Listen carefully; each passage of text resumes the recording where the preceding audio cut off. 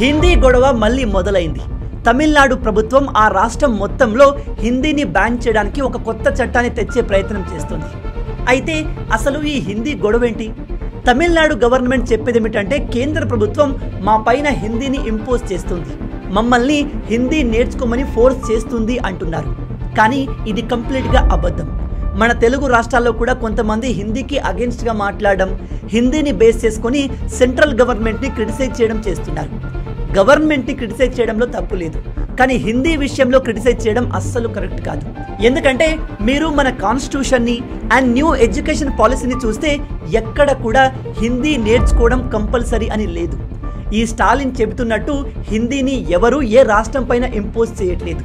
వీళ్ళు కేవలం తమ రాజకీయ లబ్ధి కోసం ఈ హిందీ డ్రామాని చేస్తున్నారు. అక్కడి ప్రజల్ని సెంట్రల్ గవర్నమెంట్కి అగెన్స్ట్గా రెచ్చగొడుతున్నారు. నేషనల్ ఎడ్యుకేషన్ పాలసీ 2020 ప్రకారం ప్రతి స్టూడెంట్ 3 లాంగ్వేజ్లు నేర్చుకోవాలి. ఒకటి మదర్ టంగ్, అంటే తెలుగు వాళ్ళు తెలుగు నేర్చుకోవాలి, తమిళ్ వాళ్ళు తమిళ్ నేర్చుకోవాలి. ఏ రాష్ట్రం వాళ్ళు వాళ్ళ భాష తప్పకుండా నేర్చుకోవాలి. సెంట్రల్ గవర్నమెంట్ ఏ లాంగ్వేజ్ని నేర్చుకోవద్దు అని చెప్పట్లేదు. 2, ఇండియాలో ఉన్న వేరే ఏదైనా లాంగ్వేజ్ నేర్చుకోవాలి. అది హిందీ, తమిళ్, తెలుగు, మలయాళం, బెంగాలీ, ఒడిస్సా ఏదైనా సరే, అది మీ ఇష్టం. హిందీ కంపల్సరీ అని ఎక్కడా లేదు. 3వది ఏదైనా ఇంటర్నేషనల్ లాంగ్వేజ్ నేర్చుకోవాలి.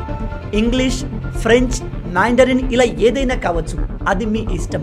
అంతేకాని ఎక్కడ కూడా సెంట్రల్ గవర్నమెంట్ హిందీ నేర్చుకోవడం కంపల్సరీ అని ఫోర్స్ చెయ్యట్లేదు, చెయ్యదు కూడా. ఎవరైనా సరే, అది మన తెలుగు వాళ్ళైనా తమిళ్ వాళ్ళైనా, హిందీని మా పైన సెంట్రల్ గవర్నమెంట్ రుద్దుతుంది అంటే ఈ వీడియోని వాళ్ళ ముఖాన కొట్టండి. అండ్ అటువంటి రూల్ ఎక్కడ ఉంది? సెంట్రల్ గవర్నమెంట్ ఎప్పుడు చెప్పిందో అడగండి. వాళ్ళు తప్పకుండా అక్కడి నుంచి పారిపోతారు. ఇలాంటి అమేజింగ్ ఫ్యాక్ట్స్ కోసం లైక్ అండ్ సబ్స్క్రైబ్.